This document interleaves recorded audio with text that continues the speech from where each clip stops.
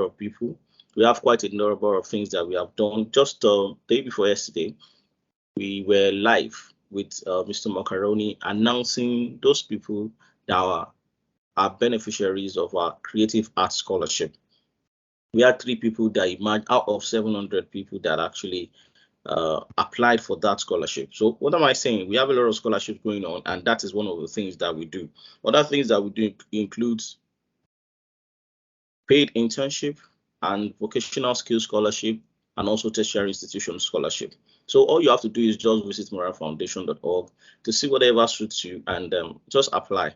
Right now, we have an application open for a 6 weeks online program where you can learn to become a UI UX person or a growth marketer. Quite a number of things that you can actually become, and all these are going to be for free, like fully funded scholarship. All you have to do is apply and show us the proof that you actually need this and you cannot afford this, please. It is very important because we are trying to help those people that cannot afford it. So Muriwa is here. I'm going to hand over to her in the next few minutes so that she can take us through this. But before she comes up, let me quickly introduce Muriwa to us. All right, Muriwa was here before, and she taught us through CV writing. Muriwa is a digital strategist, a CV writer, and a content writer with credible years of experience.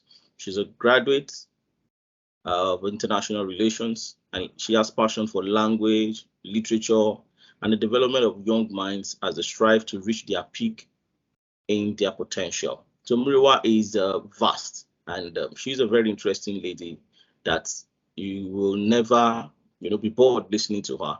Muriwa, thank you and welcome. I'm going to unmute you now so that we can just go straight into the business of the day.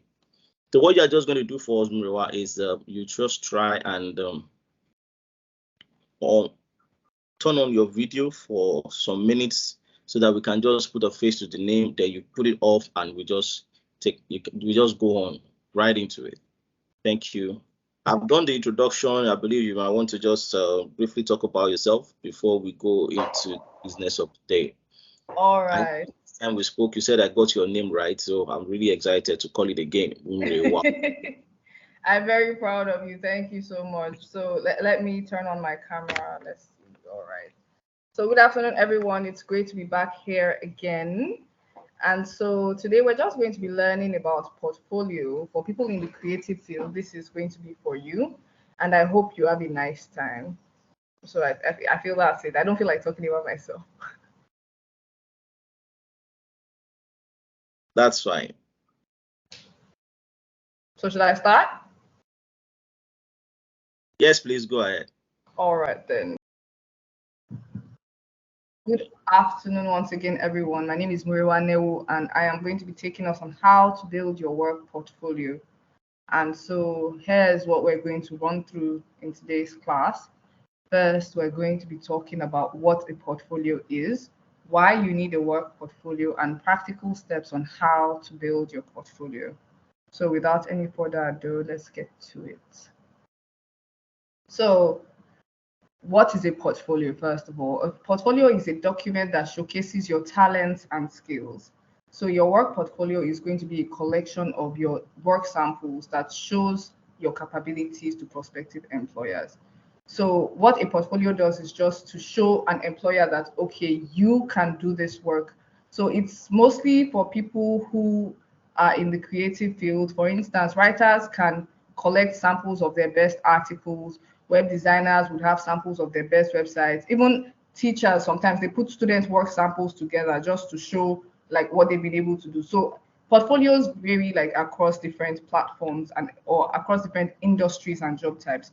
But the point of a portfolio is to be able to show someone proof of your work, to show someone that, okay, I have done this, okay, I have done that. So your CV shows your skills and your work experience. Your portfolio shows your work. It's actually like it shows, your CV tells about you, your portfolio shows who you are.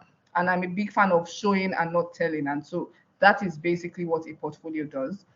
And so why you need a portfolio. Now, a portfolio gives tangible evidence to employers that, okay, you are capable of what you say you are capable of. It proves that your skills and capacities are actually yours. So I have the story of a friend who was trying to get a scholarship for, I think it was 3D animation or so. And so he sent samples of his work to these people who he wanted to work with. And then they told him they couldn't hire him because he was too good. So they did not believe he was going to be able to do that kind of work. And so it seems like maybe they were trying to hire a junior staff and they were like, oh no, you already know the work. So a portfolio always showcases your skills. That is why it is important. And so in creative fields, like I said earlier, such as writing, web design, graphic design, advertising, photography, and videography, you always need a portfolio to secure a job because you're expected to produce creative work. So you need to show people what you've done in the past. That way they'll be like, okay, I like this. Okay, I like that. Can you bring this to bear on my work? Can you bring this to bear on my project? And so and so. And so it helps your future employers or your prospective employers to review and assess your past project performance. And it's always a good way to stand out. So if you're good at what you do, your portfolio will always show that. So we're moving into how to build your portfolio. And so it's always best to have an about me page because they don't know who you are. And then you should never take it for granted that everyone knows you, or because your work portfolio says, oh, I'm a photographer, or it says photography portfolio, that okay, whoever knows what you do, you still need to introduce yourself because you never know where these things are going to, especially in this age of digital portfolios. It's always good to have a little background, a little contact information, your name, maybe your location, in case they are looking for a location-based creative.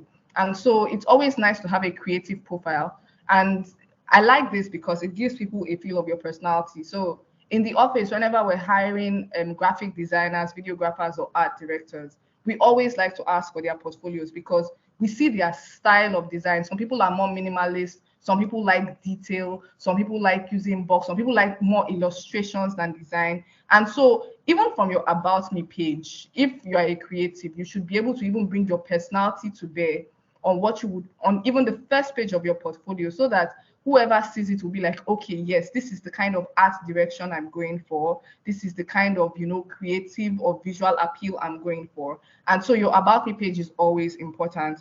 So you also need to have things like your relevant skills, certifications, affiliations, and so on. So in fields like UI, UX, product design, in this age where people are mostly learning online, and so you don't need to go to school to be a UI, UX designer. You don't need to go to school to be a web developer. But if you say you are affiliated with Facebook now, if you are maybe into digital, or if as a UI UX designer, you say you're affiliated with Google, or as a web designer, you say you're affiliated with Microsoft, maybe you say you're a cloud developer with Microsoft, and so it gives you more credibility because people are like, oh, he works for Microsoft, he knows what he's doing. She works with Google, or maybe she has a certification, rather, I'm on certifications, pardon me. So when you have certifications, or these digital companies are now partnering with people. Facebook is partnering with some institutions to teach digital skills. And so when you say, oh, I got this certificate from a Facebook sponsored or a Facebook endorsed organization, it just gives you more credibility because people feel like, okay, if Facebook is even on your portfolio, that means, okay, you have an idea of what you're doing, you know what you're doing. So it's always nice to put your relevant skills, certifications, and affiliations here. You can also put the kind of software you use depending on the field of work. So if you are a UI UX designer, we want to know if you use Figma or Adobe XD or both. If you're a graphic designer, we want to know if it's Photoshop or Illustrator, because even these tools are brought to bear on your design. So someone will want someone who is maybe proficient in Illustrator if they want to push out more illustration related works. And so it helps people determine from the get-go whether or not you're a good fit, so they don't waste their time and yours. So another thing you could like to put on your portfolio, depending on the kind of contract you have with them, are your clients. So there are some clients who will tell you, oh, come and sign a non-disclosure agreement, meaning that nobody can know you've worked with them. And that's fine, but not all clients will be that way. So it's always nice to put the clients you've worked on in your portfolio. When I was working in advertising, I worked with some big brands in Unilever. And so I would always put that in my portfolio because when you look at their page, you would see content that I came up with, content that I created. And so it's always good for credibility, just to show one, how many clients you have, and then the prestige of your clients also sells you. And so it's always nice to put some clients in your portfolio and just show people you have worked with. And it also helps because these circles are sometimes small, and so people can say, oh, has this person worked with you? Can you vouch for them? Is he credible? Is she credible? And it's always good for your clout in the long run. Another thing to do when you're building your portfolio is to feature your best work. So in this age of, let's say, people who are building apps now, so if you are an app developer or you're a website developer, it's always nice to put links to your best works that you've done. And so many people, when they're starting out, they are always very particular about their portfolio. But when you get, sorry, can we all hear me, just to be sure? Yes, we can hear you. All right, thank you very much. Thank you very much. So when you get into the field, as I was saying, sometimes people get, you just get choked up with so many clients that people forget to update their portfolios and put their good work. And so it's always good to regularly update your portfolio, put your best work, and also show your current works, depending on the kind of contract you have with your client again, so that people can see the quality of work you do. And I think the beautiful thing about portfolios is that if you arrange it chronologically, like all these digital portfolios, you'd see how the artist, or the creative rather, has been able to grow, how their style has changed. And so it even helps you appreciate them as creatives and as professionals. And so your portfolio formats can take on different forms. Unlike a CV that is mostly PDF and Microsoft Word, your portfolio can be a PDF. It could be a document. You could put it in a Google Drive. I love these digital portfolio platforms like Behance and Dribbble for people who create more visual work, and for people who do written content. Even photographers sometimes use blogs like Medium and WordPress, but any other website that supports your type of work or the nature of your work. Now, for instance, because it's not, you can't put an audio file easily on Dribbble, so you are going to need to find maybe a Google Drive, or I think you can put audio on Medium. So depending on your format, the format of your work, it's always nice to structure your portfolio in line with that. So if it's more visual, you can put it in a PDF, and so and so. And so that has brought us to the end of my slides, but I believe in showing and not telling. So I have curated a couple of portfolios from my creative friends. And so if I may, I would like to take us through some of them. That way we have an idea of what it looks like, because it's not enough to say it. I also need to show it. Is this fine? Hello? Yes, it's fine. You can carry on. So permit me to stop sharing as I pull up another screen. All right. Okay.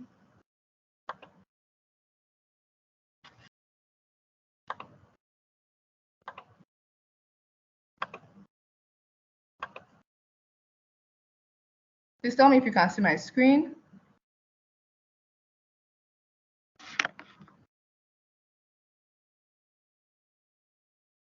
Can we see my screen? Yes, we can. Great. So this portfolio is on Behance. Like I said, you can have digital portfolios, and it's for my friend. His name is Femi. He's a product designer. And so Femi doesn't have much on his portfolio when it comes to About Me, but you can see product designer here. And this is the major thing whoever is on this portfolio needs to know, that Femi is a product designer. He has a backlink to his Medium page, and then he's showing us his work. So let me pull this up. And so we can see this is an app interface that is showing someone's calendar. And the next one is for a fintech app. And so basically what Femi is doing is to show prospective employers what he has done in the past. And if I am interested in, say, employing his services, I know the quality of work he can do. And people in this field, they can always tell if you know what you're doing or not. I'm not too experienced, but you can see here that he has a list of his tools written down, and Photoshop is the key one that he highlighted. So this is just taking you through Behance. If you would like to build your portfolio on Behance, it's a very simplistic process. All you have to do is go to the website, log in, and then just follow a few very easy steps. I feel like Behance is very, very simplistic. So this one is for another friend. Her name is Toyin. She's a writer. And so she backlinked this on her LinkedIn page. And then we see different articles that Toyin has written this year. Want a stress-free wedding? Do not invite these 7 types of people. And then there's a picture. 8 things you should know before you dye your hair for the first time. 6 reasons why your hair is breaking and what to do about it. And so this is a writer's portfolio. And then you can basically see that, okay, she's been pushing out content. And then if we should click on any of the articles, for instance, I feel like for people who are writers, they would want to see your writing style, your use of language, how you express yourself, and so on. And so things like this are always good to know whether or not this person will be a good fit for you. So if, say, I want to open a gossip blog or I want to open a blog for Gen Zs, Toyin is the kind of person I would want to hire because you see she's into entertainment, she's into lifestyle, she does her research, she has different pictures of Bisola Ayeola. And this just shows the kind of writer she is. And so Toyin is also a graphic designer. So I have highlighted a graphic designer portfolio here. And so I would just like to take us through A Lot Lagos and illustrations. So for A Lot Lagos, so Toyin didn't even put in too much effort into this. Sometimes your portfolio doesn't need to be too much. Just put it in a Google Drive and just make sure it is shareable to people because in the end, you want them to be able to see your work. However, and so you can see different designs. And so if you want to hire a designer, it's going to be very easy. So portfolios are not something for you to think too much about. As long as you have work in the field that you want to go into, all you need to do is just curate it in a place. Your portfolio is basically curated content on the go. And so we see all her designs for A Lot Lagos. And for illustrations, you can see all this. And so that has brought me to the end of my presentation. I just wanted to give you all a visual depiction of what your portfolio should look like. Thank you very much for listening, and I'm open to questions if there are any. I do have a question. For these digital or web platforms you just shared, if, for example, I want to, or somebody wants to put their portfolio on it, is it like free? Does it have like a template which you just put in all you have done, or like you have to really take time and understand how it works? Because I feel like a lot of people have like works they have done, but sending it in like bits be like stressful for the person that wants to view it. So I don't know. I think this web idea it will be very awesome, but I'm trying to understand like how does it work? Do you just impute what you have done, or like there's a whole process? And is it free? Like, is it free? Is it a free application that people can use? Yeah, that's my question.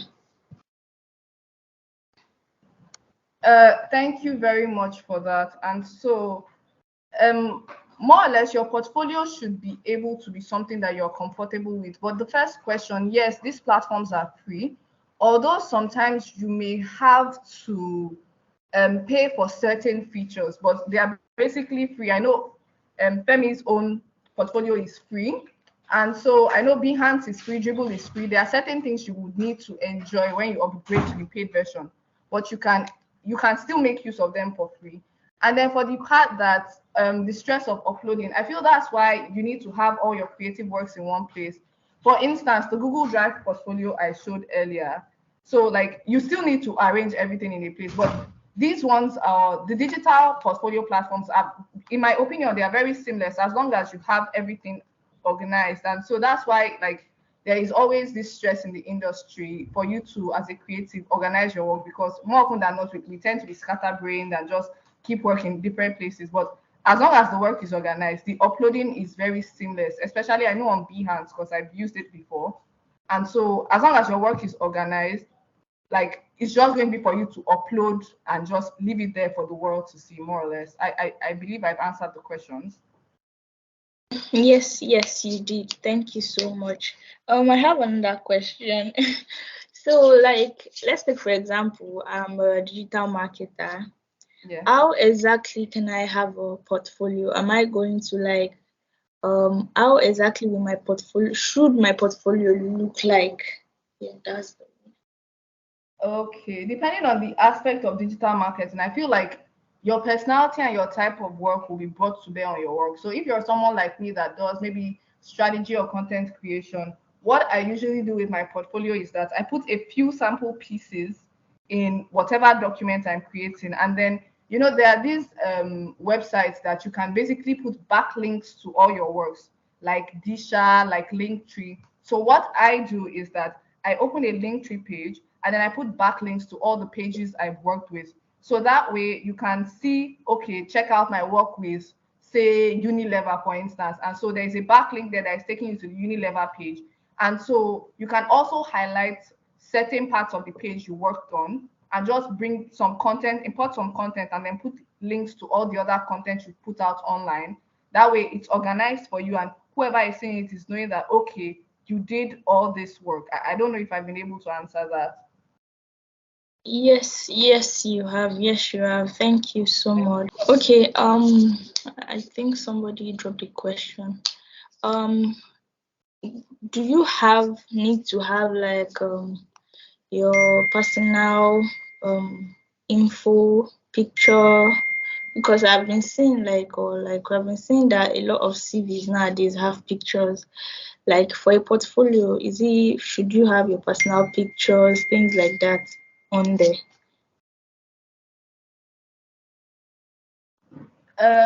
I know portfolios are a lot more flexible than CVs. So for people who have pictures in their CVs, depending on the kind of work they are going for again, like if you are in, let's say, theater, or if you are into broadcasting or dancing or something like that, I feel like your picture will be good. If you are in any other mainstream field, like no one really needs it, if that's for CV. But for your portfolio is different because depending on your field, sometimes like there is no hard and fast rule to creating your portfolio. If because portfolios are for creative people while CVs are for professionals. So as long as you are being creative with your portfolio, like anything goes, as long as it can show your work, as long as like your style more or less is brought to bear on your portfolio. So there are some people who would rather not show their faces, it's fine. There are some people who would like to show their picture. That doesn't really influence anything because we are seeing your work.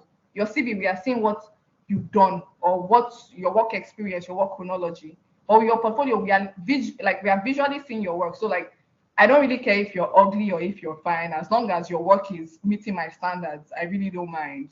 Do you understand? Yes, I do. Okay. Thank you so much. Thank you so much.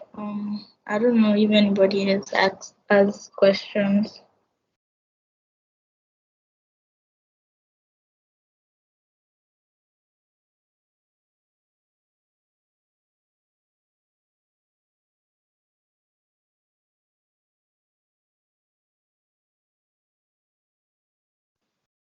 Okay, still opening the floor for more questions.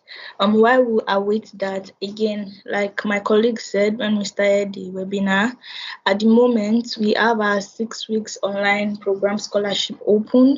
So if you want to become a UI UX designer, you want to learn how to become a Scrum Master, financial analyst, we have all that and more for you, where you can just apply.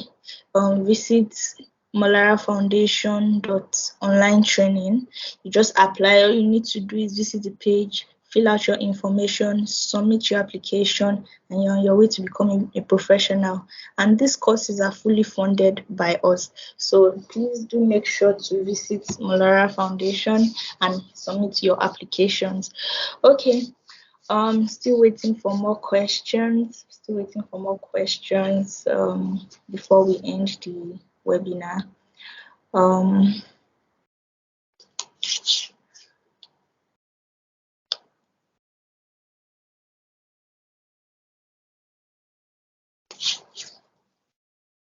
Hello, thank you for joining us.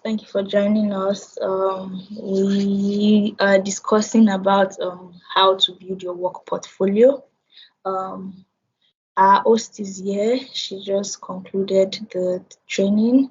But if you have any questions whatsoever about building your work portfolio, or if you have any issues trying to build your work portfolio in the past year, is the time for you to ask your questions. So please go ahead and ask your questions if you have any.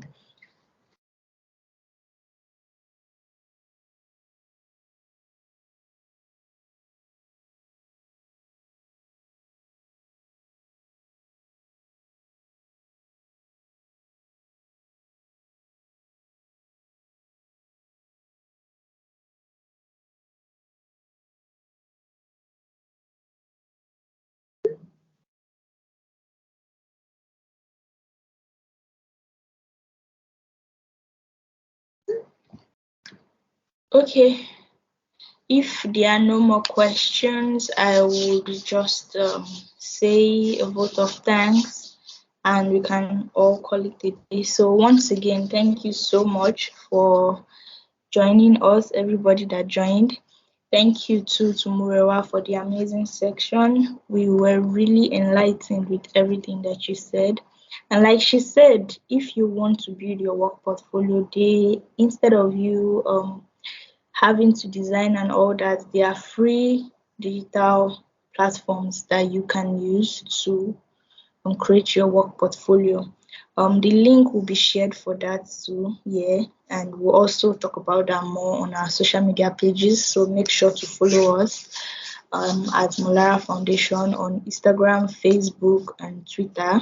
Murewa, I don't know if you have anything to say, like just a short vote of thanks for us. All right. Thanks for having me. Thanks for this session. It was also nice to facilitate it. Thank you guys for this opportunity. I'm grateful.